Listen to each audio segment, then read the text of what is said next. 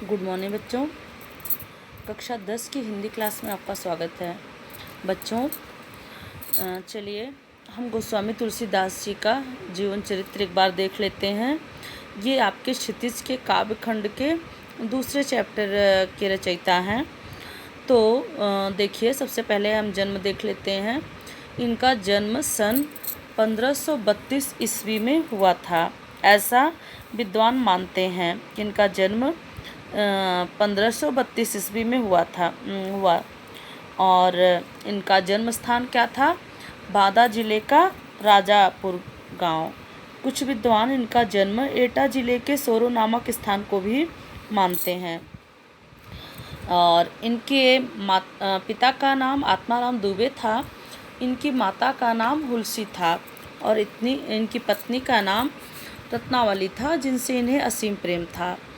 इनके बारे में किंवदंती है कि तुलसीदास जी अभुक्त मूल नक्षत्र में पैदा हुए थे और जब पैदा हुए थे तो इनके मुख में पूरे 32 दांत थे और जन्म लेते ही इन्होंने राम राम बोला था, इसलिए इनका बचपन का नाम राम बोला पड़ गया था।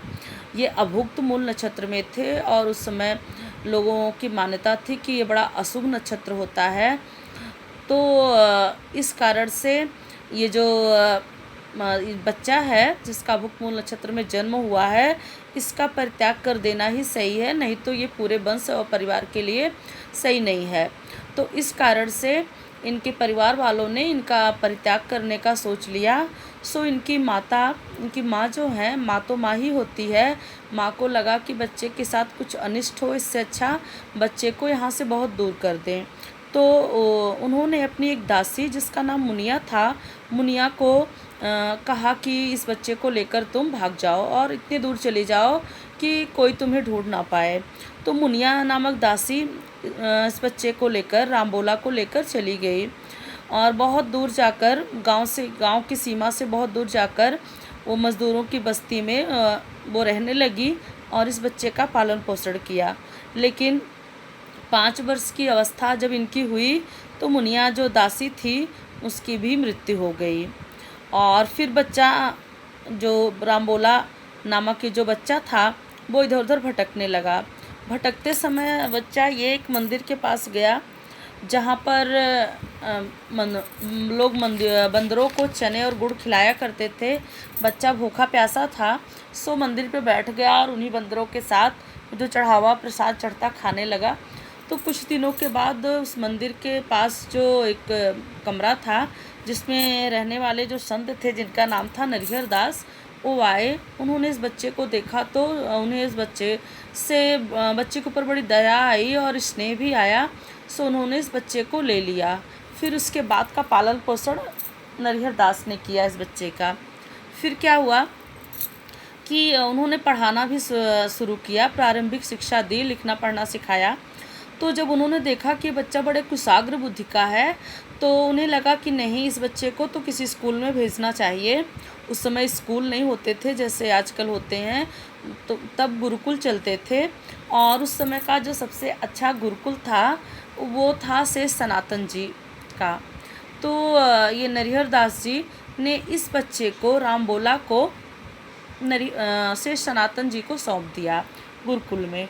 तो वहाँ पर इन्होंने रहकर पूरी शिक्षाएं ली और फिर वहीं पर इनका नामांकन भी हुआ, तुलसीदास भी हुआ। जब ये नामांकन प्रक्रिया, विद्यारंभ संस्कार इनका किया जा रहा था गुरुकुल में, तो वहाँ पर तुलसी दल और आदि चीज़ों से जब इनका अभिषेक किया गया तो एक तुलसी दल इनके वो सर पर गिर गया और उसी को देखकर शेष सनातन जी ने कहा कि अब दूसरा नाम रखने की क्या ज़रूरत है। तुलसी ने खुद ही नामकरण इनका कर दिया। इनका नाम क्या रहेगा? तुलसीदास। तो इनका नाम उसी से तुलसीदास पड़ गया। और फिर आगे की कहानी, काफ़ी टाइम तक ये उन्हीं के परिवार में रहे। जब शिक्षा भी पूरी हो गई, चूँकि इस बच्चे का मतलब तुलसीदास का कोई अपना परिवार तो था नहीं, तो ये नरिहर दास जी के आश्रम में ही रहे। और काफ़ी टाइम बाद जब ये प्रकांड विद्वान हो गए और जगह जगह कथा सुनाने लगे, तो इस तरह से इन्हें अपने गांव का नाम भी याद था जो 5 साल की अवस्था में मुनिया दासी ने बताया था इनके माता पिता का नाम। तो ये इन्हें याद था।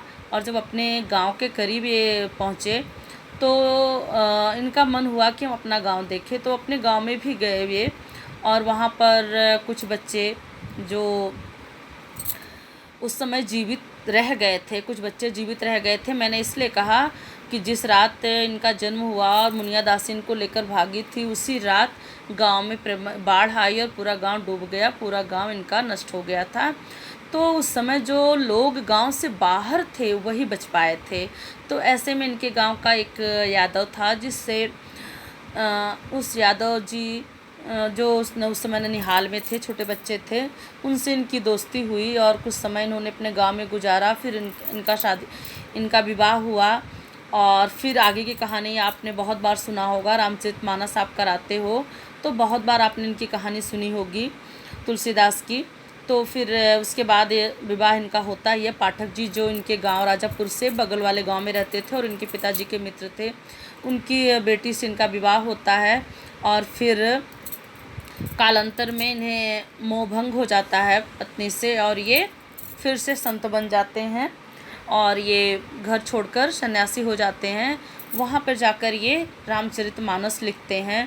तो इस तरह से इनकी कई रचनाएं हैं, लेकिन कुल 12 रचनाएं इनकी मिलती हैं, जिसमें प्रमुख हैं रामलला नेहछू, संदीपिनी वैराग्य, रामाज्ञा प्रश्न, जानकी मंगल, रामचरितमानस, पार्वती मंगल, गीतावली, विनय पत्रिका और श्री कृष्ण गीतावली, भरवे रामायण, दोहावली, कवितावली आदि। और आपकी मृत्यु सन 1623 ईस्वी में हो गई थी। तो धन्यवाद बच्चों, शायद मैंने ज़्यादा जल्दी बोल दिया, लेकिन इतना बहुत है आपके लिए। तो ये जो जीवनी आपको दिखाई दे रही है रिटन में, इसको आप लिख लीजिएगा। ये होमवर्क है आपका।